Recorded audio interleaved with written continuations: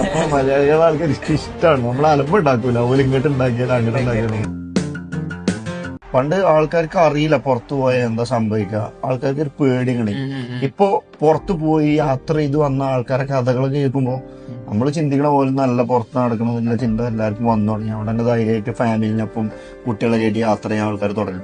കേരളം വിട്ട് കഴിഞ്ഞിട്ടുള്ള ഏറെക്കുറെ സ്ഥലത്തൊക്കെ പോകുമ്പോ കേട്ടിട്ടുണ്ട്, എവിടുത്തെ കേരള പറയുമ്പോ നമുക്ക് ഭയങ്കര സ്പേസ് തരുന്ന ഒരു ഫീൽ കിട്ടിയിട്ടുണ്ട് അല്ലേ.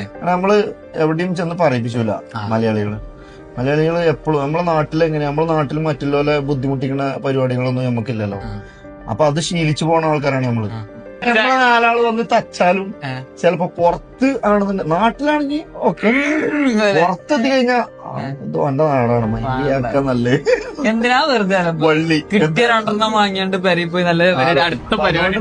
നമ്മള് നല്ലതിനാണോ മോശമാണോ അറിയില്ല, നമ്മളെ ആൾക്കാർക്ക് ഇഷ്ടമാണ്. നമ്മളെ ആൾക്കാർക്ക് ഇഷ്ടമാണ്.